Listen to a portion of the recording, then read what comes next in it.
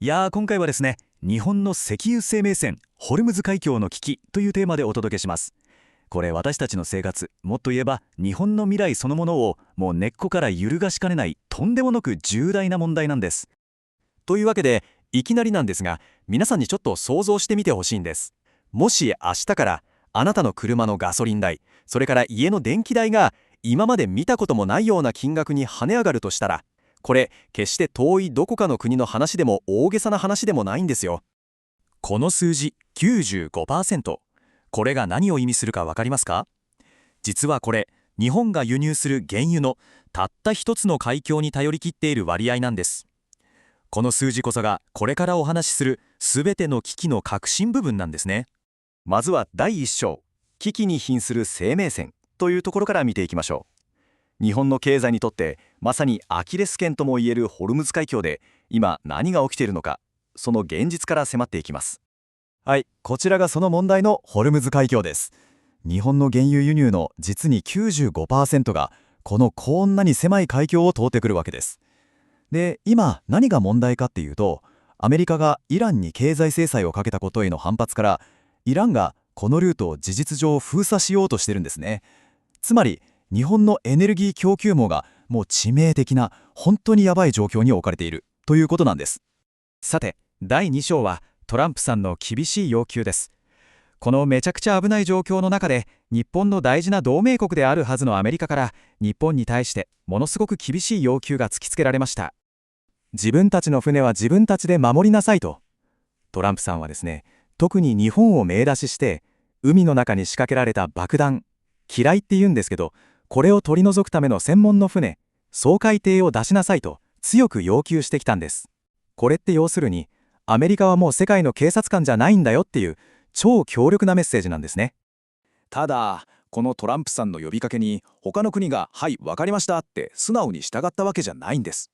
ヨーロッパの国々は戦争に巻き込まれるのを恐れてめちゃくちゃ慎重な姿勢を崩さない。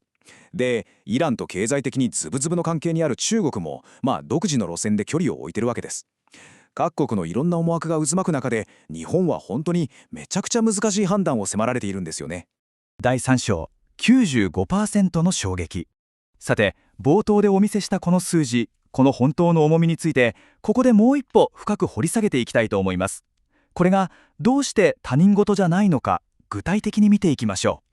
この図を見てもらうともう一目瞭然ですよね。日本の原油輸入って中東、つまりホルムズ海峡を通るルートに極端に偏ってるんですよ。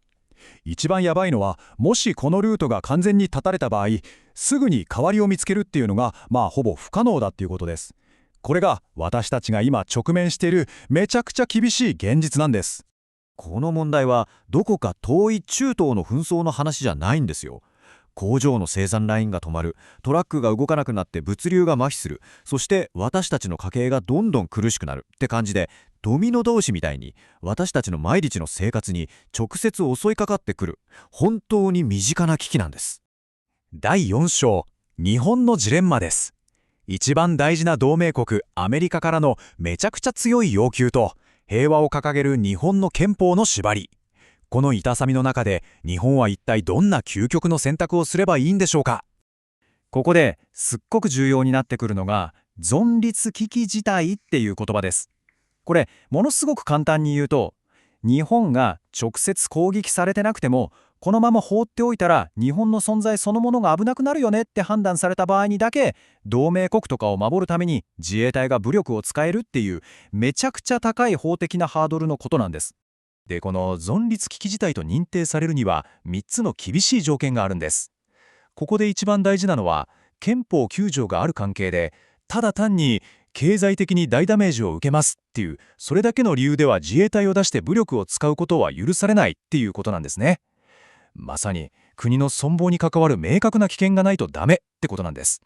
実はですね、日本がこのジレンマに直面するのって初めてじゃないんですよ。2019年、トランプさんが大統領だった頃にも同じような要請があったんですけど、その時日本はアメリカが主導するグループには参加しないで、情報収集っていうのを目的とした独自の部隊を送るっていう、国木の策を取ったんですね。この図が日本の今の苦しい立場をすごく分かりやすく示してますよね。アメリカのグループに参加すれば日米同盟はより強固になるでしょう。でもイランとの関係はもう決定的に悪くなるし、さっき言った法的な壁も高い。じゃあ逆に独自で動けばイランとの対話は続けられるかもしれないけど、トランプさんから何やってんだっていう激しい批判を受けるのは避けられないでしょう。もうすぐ行われる日米首脳会談で高市首相はこの究極の二択を迫られることになるわけです。さあ、第5章、私たちの生活への直接的な影響。では最後に、もしこのホルムズ海峡の封鎖が長引いたら、私たちの毎日が具体的にどう変わってしまうのか、これ決してエスラジダじゃないリアルなシナリオを一緒に見ていきましょう。まず最初に私たちの生活を直撃するのは間違いなくガソリン価格です。リッター何百円っていうもう記録的なレベルまで高騰して、そうなるとトラックの運送費なんかも全部上がりますから、スーパーの棚から商品が消えるなんて事態にまで発展しかねません。次にやばいのが家庭の電気代。火力発電所の燃料になる原油が手に入らなくなって、電気料金が過去最高レベルまで跳ね上がるだけじゃなく、最悪の場合、真夏とか真冬に計画停電が行われる可能性だってゼロじゃないんです。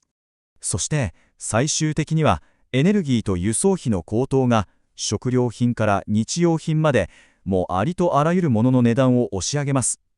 給料は上がらないのに物価だけがどんどん上がっていくっていう最悪の経済シナリオ、スタグフレーションに陥る危険性すらあるんです。というわけで今後の注目点は3つですね。まず、もうすぐ行われる日米首脳会談。ここで高市首相がどんな決断を下すのか。そして世界の原油価格がどう動いていくのか。この3つの要素がこれからの私たちの生活を良くも悪くも大きく左右することになります。同盟、経済、そして憲法。この3つのどれも大事なものの間で、日本はこれからどんな舵取りをしていくべきなのか。これも政府だけの問題じゃないんですよね。本当に重たい問いが私たち国民一人一人に今突きつけられているんだと思います。今回のこの解説ではちょっと時間の関係で触れられなかった各国のもっと詳しい思惑とか専門家による今後のシナリオ分析なんかについては下の概要欄にブログ記事のリンクを貼っておきました。そちらでめちゃくちゃ詳しく解説していますので、もっと深く正確な情報を知りたいという方はぜひそちらもチェックしてみてください。